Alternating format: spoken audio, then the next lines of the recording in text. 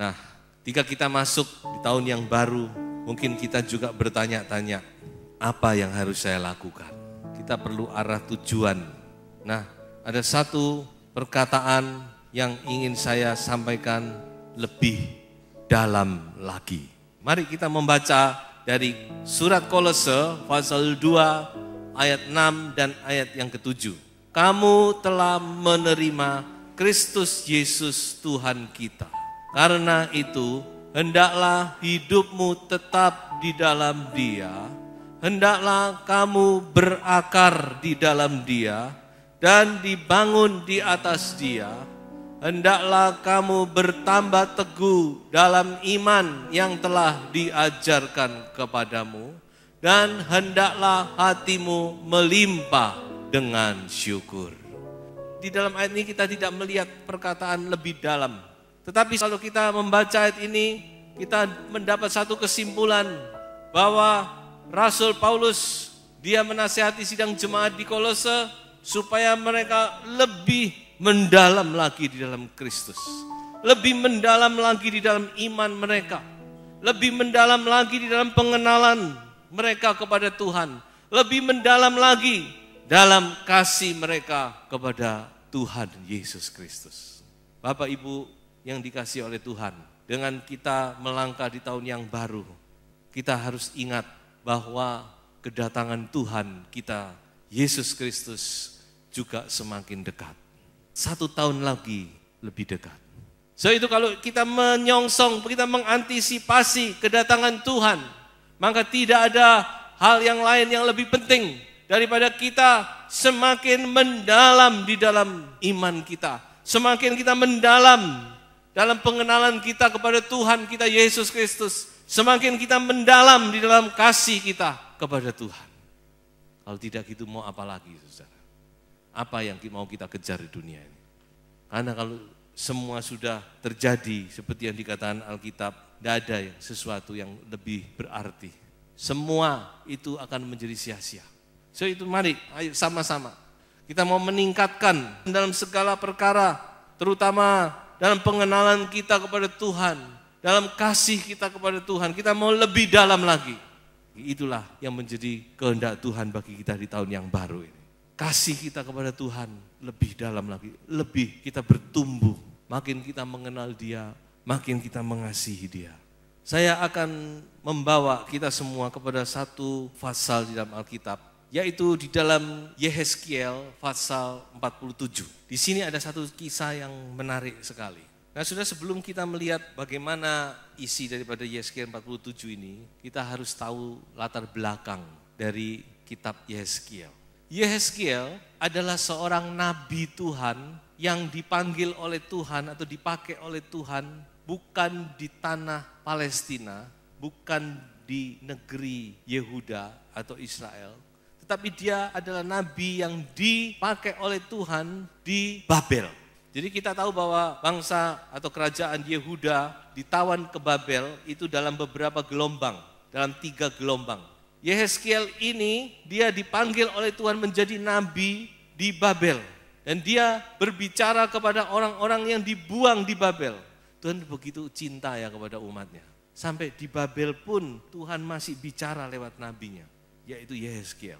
Dan salah satu nubuatan yang penting dari Yehezkiel, dia menubuatkan kehancuran kota Yerusalem.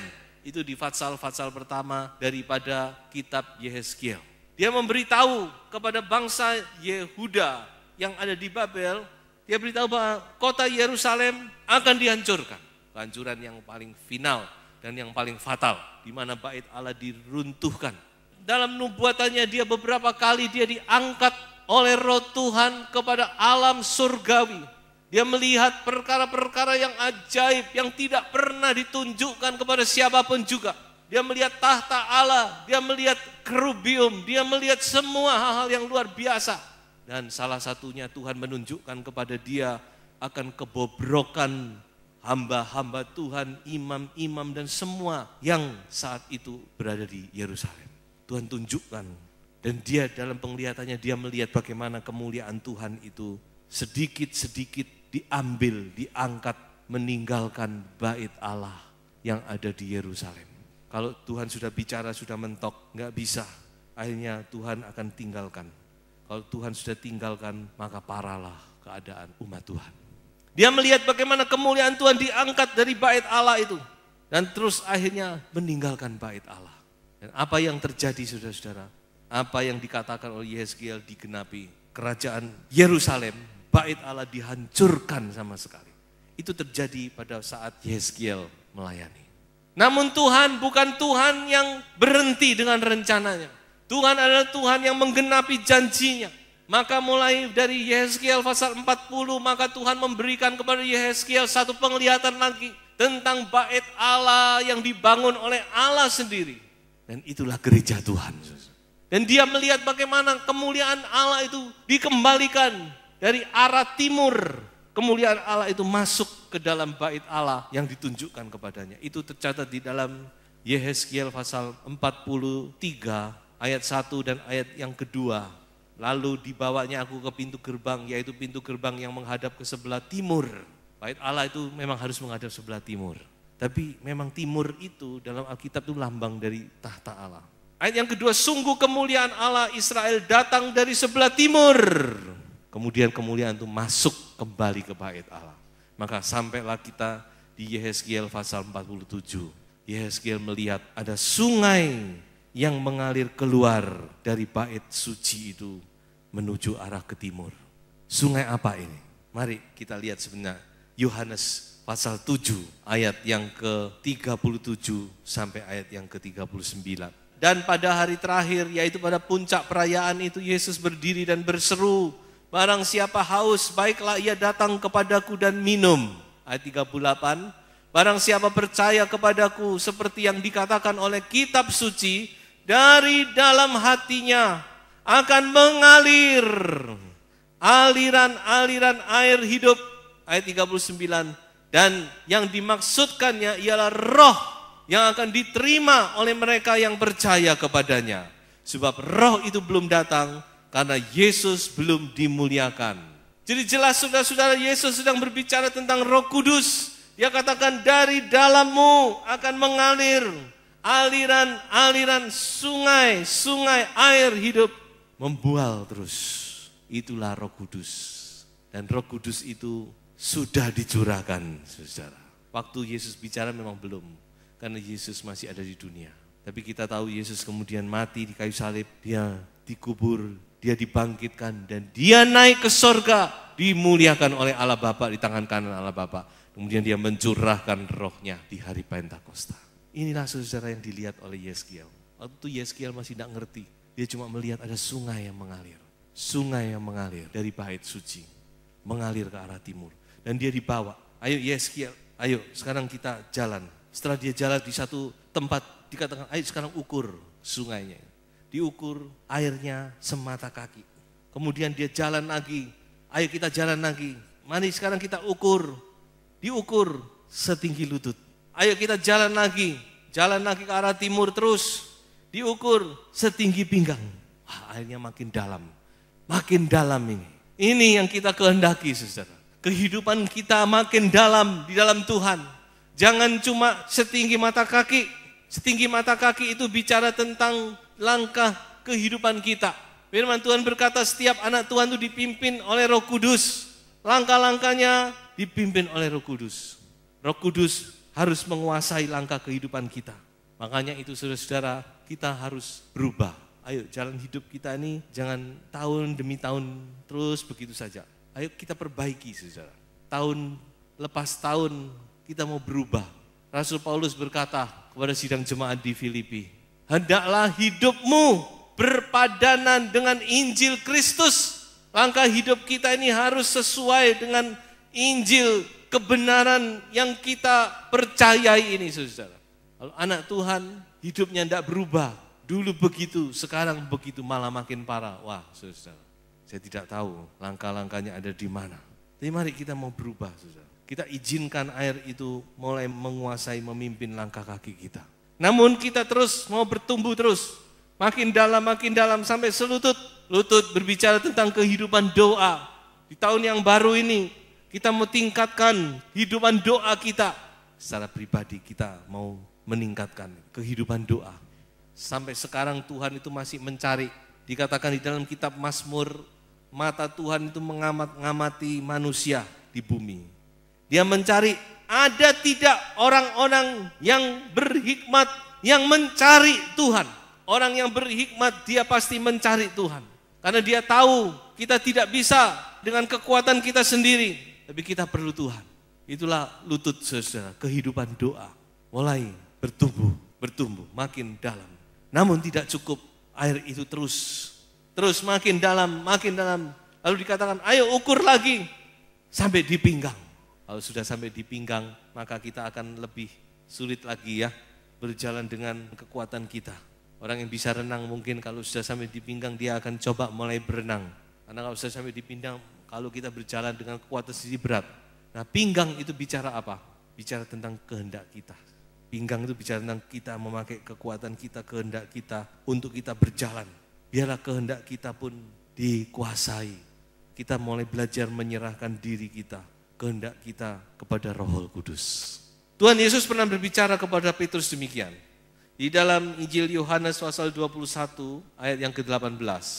Tuhan Yesus bicara kepada Petrus, "Gembalakanlah domba-dombaku. Aku berkata kepadamu, sesungguhnya ketika engkau masih muda, engkau mengikat pinggangmu sendiri dan engkau berjalan kemana saja kau kehendaki. Tetapi jika engkau sudah menjadi tua, engkau akan mengulurkan tanganmu dan orang lain akan mengikat engkau dan membawa engkau ke tempat yang tidak kau kehendaki." Pinggang, bicara tentang kehendak. Rasul Paulus ketika dia sedang menuju ke Yerusalem, dia mampir ke rumah temannya yang bernama Agabus. Lalu Agabus, dia mengambil ikat pinggang Rasul Paulus. Lalu dia ikat tangan kakinya sendiri. Dia berkata, orang yang punya ikat pinggang ini akan diikat nanti seperti ini di Yerusalem. Jelas bukan? Kehendak Tuhan pada Rasul Paulus dinyatakan. Tapi Rasul Paulus berkata apa? Aku adalah tawanan roh. Aku tidak punya pilihan. Kalau toh aku harus mati di Yerusalem, aku pun rela. Kata. Kalau orang sudah berani mati, saudara, siapapun tidak bisa menahan dia. Tapi Tuhan tidak membiarkan Rasul Paulus mati. Ya. Kita tahu ceritanya masih panjang.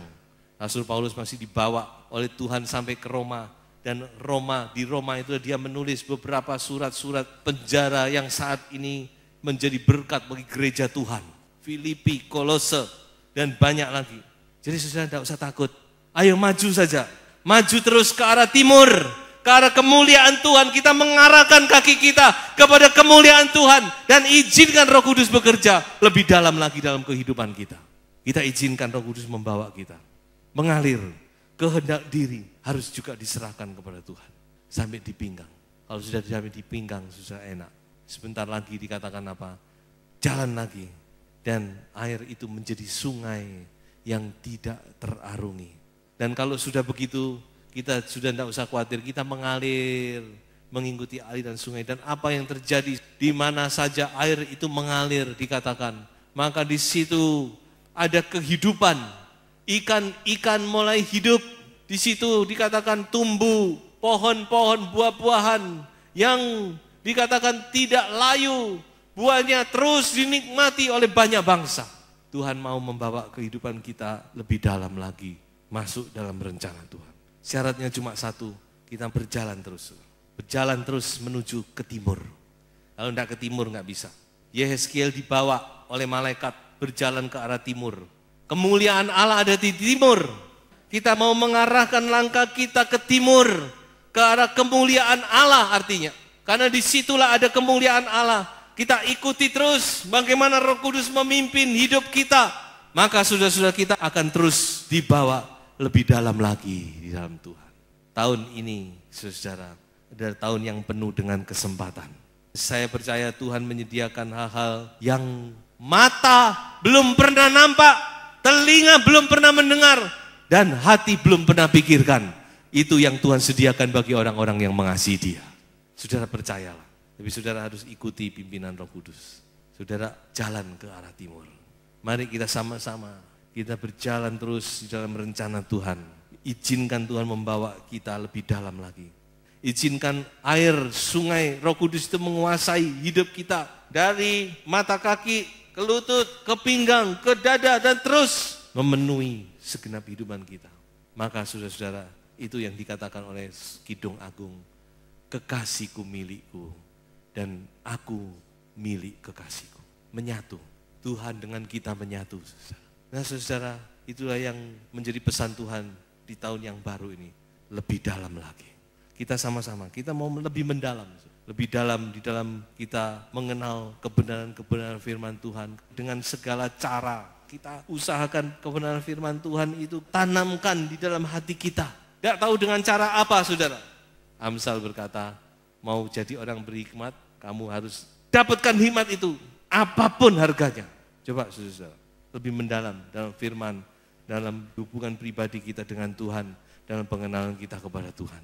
Saya ajak kita sama-sama melihat satu bagian dari firman Tuhan sebagai ayat-ayat terakhir di dalam Filipi pasal 3, mulai ayat yang ke-7 sampai ayat yang ke-11. Tetapi apa yang dahulu merupakan keuntungan bagiku, sekarang ku anggap rugi karena Kristus. Segala sesuatu ku anggap sampah oleh karena pengenalan akan Kristus Yesus lebih mulia dari semuanya. Dan berada dalam Dia, bukan dengan kebenaranku sendiri karena mentaati hukum Taurat, melainkan dengan kebenaran karena kepercayaan kepada Kristus, yaitu kebenaran yang Allah anugerahkan berdasarkan kepercayaan, supaya aku akhirnya beroleh kebangkitan dari antara orang mati. Tidak ada yang lebih indah saudara, kecuali kita lebih mengenal Yesus Kristus. Paulus, dia cuma satu tujuan hidupnya. Bukan untuk supaya dia terkenal, bukan untuk supaya lalu dia dikagumi orang, bukan. Baginya itu sudah lewat, sudah lalu. Itu semua sampah. Bagi Rasul Paulus semuanya itu sudah tidak ada artinya lagi. Hanya satu dalam hidupnya yang dia rindukan, yaitu mengenal Kristus dan mengambil bagian di dalam penderitaan Kristus. Biarlah kita juga mempunyai tujuan yang sama dengan Rasul Paulus. Kita izinkan Roh Kudus bekerja dalam hidup kita. Kita tidak mampu dengan kekuatan kita, saudara. Kita cuma mau izinkan, mari Roh Kudus bekerjalah lebih dalam lagi di dalam aku. Bawa aku lebih dalam lagi dalam mengenal Engkau, di dalam mengasihi Engkau.